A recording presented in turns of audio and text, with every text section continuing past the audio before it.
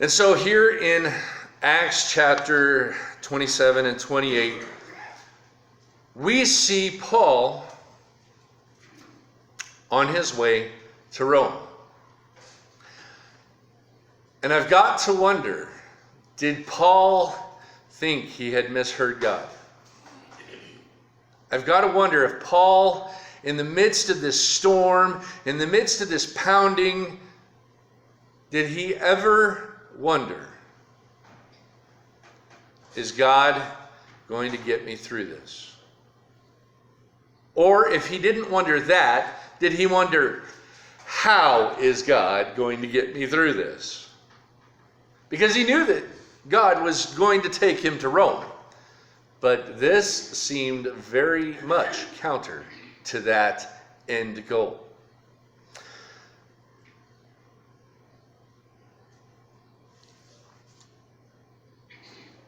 Paul on this ship with sailors, with soldiers, is going through a storm of unequal proportion. The sailors probably had heard of these things, had probably done everything they could to avoid these circumstances.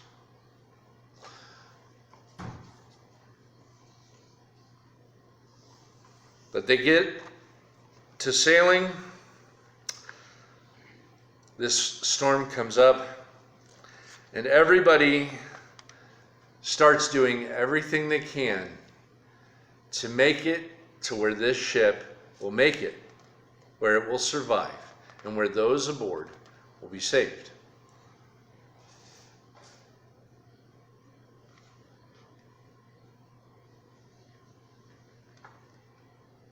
After 3 days,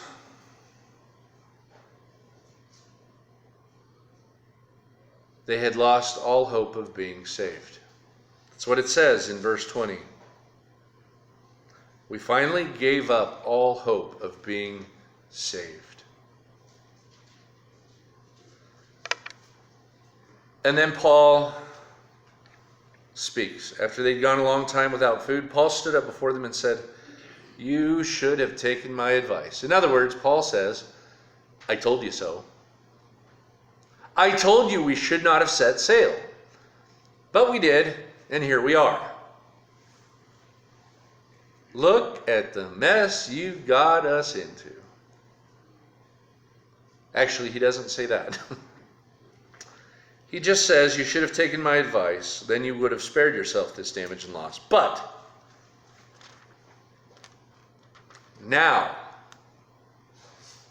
since you didn't, now I'm telling you this. Keep up your courage. Not one of you will be lost. Not only the ship will be destroyed. Because last night, an angel of the God that I serve.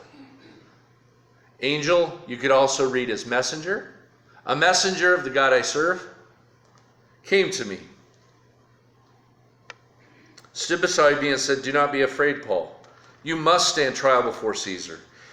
And God has graciously given you the lives of all who sail with you. So men, keep up your courage. I have faith in God that it will happen just as he told me. Nevertheless, we must run aground on some island." Then, on the 14th night, so they've been dealing with a hurricane for 2 weeks aboard a ship. They've done everything they can to lighten the load except pitching the food overboard.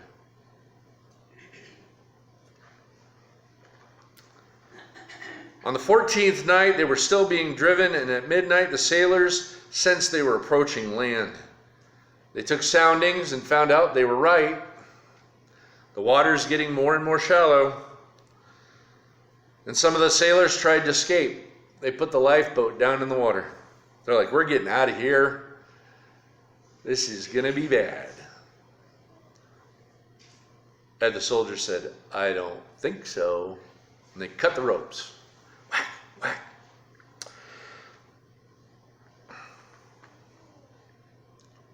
I imagine the sailors going, "Oh, look what you did now."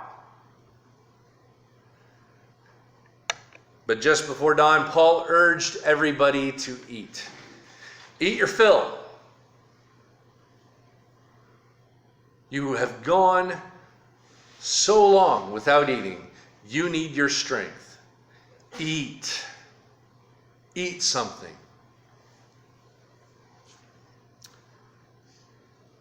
Paul clung to God's promises, even when the world was basically turned upside down. Even when all hope was lost, Paul clung to God's promises.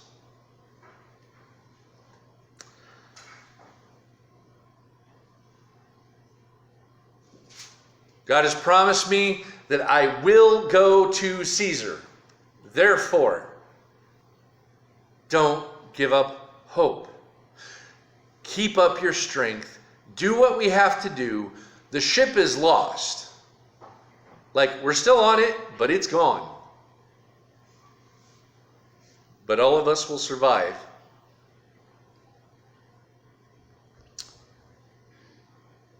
So just before dawn, they eat. And then they pitch the food overboard.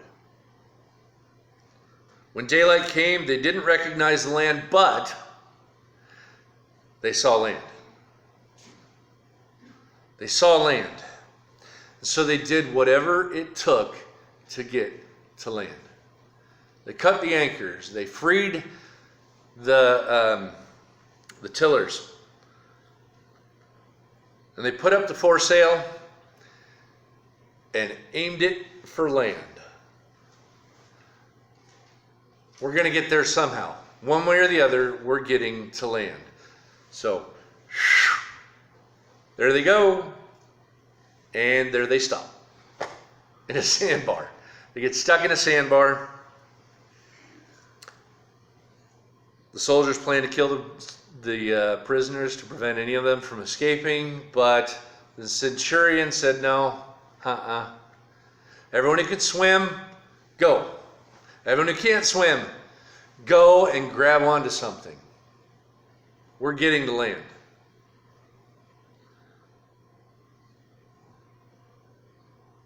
God promised Paul he would go to Caesar. He didn't promise him how he would get there. He just promised he would get there. God has a plan for each one of our lives. He has an end goal in sight. He's not promising that the road to get there is going to be easy.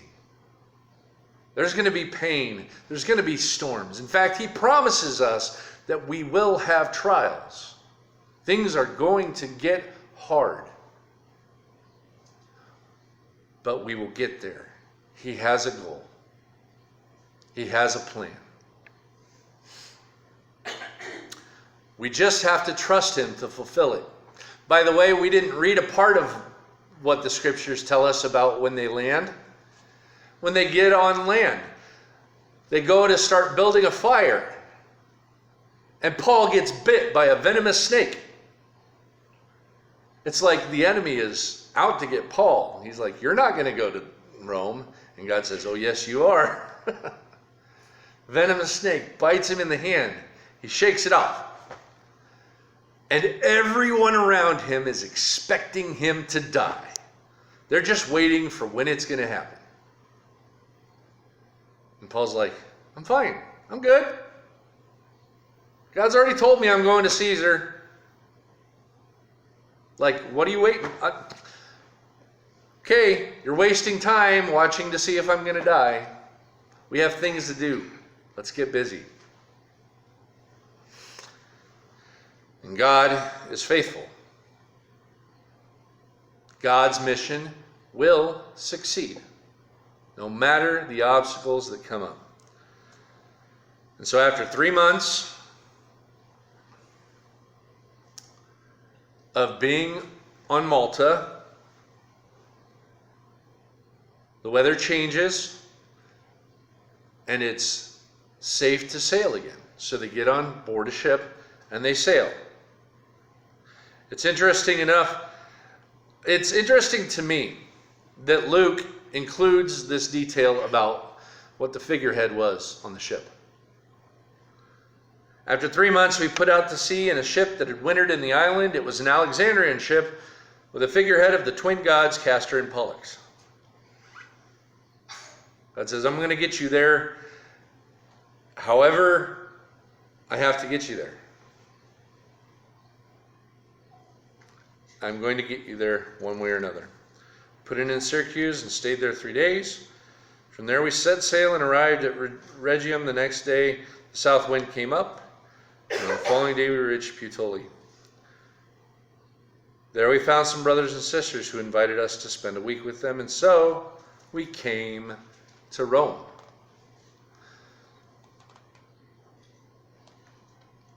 The brothers and sisters that had heard that we were coming and they traveled as far as the Forum of Appius and the 3 taverns to meet us. At the sight of these people, Paul thanked God and was encouraged. When we got to Rome, Paul was allowed to live by himself with a soldier to guard him. When Paul got to Rome, he was encouraged. Paul reflected on the road, on the pain, on the wind, on the storm, on the snake, on everything that God had brought him through to get to Rome, and he thanked God. Have you ever looked back at the road that God has had you on and gone, I didn't like that part. I really didn't like that part. That was a nice part. That really stunk. But God got me to where he was planning for me to be all along. Have you ever done that? If you haven't, I would encourage you this afternoon. Look at the road God has brought you down. It hasn't all been sunshine and roses. I'm positive of that. There's been heartache. There's been pain. There's been rain. There's been storms. There's been times when you thought you wouldn't be able to go on. And yet here you are. Here you are. Testifying to the fact that no matter what you've been through, God has been good to you.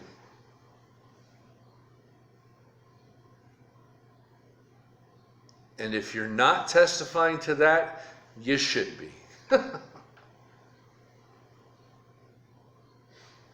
I'm here today telling you that as I look back over my almost 40 years and see some of the junk that I have been through, some of the things that I put myself through, and some of the things that God allowed me to go through to shape me and form me and mold me to who I am today, I am thankful.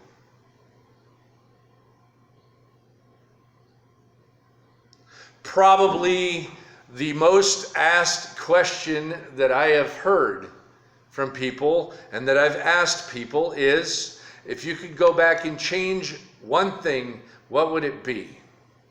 And I can honestly tell you today that in spite of the pain that I've been through, in spite of the things that I put myself through, that I would have been like, really, John, that was stupid. I can still see how God used those moments to shape me and form me and prepare me for where he has me today.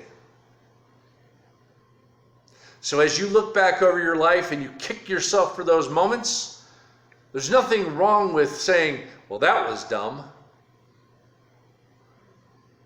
But realize that God has used those times to shape you into who he needed you to be, to minister in the way that you are ministering.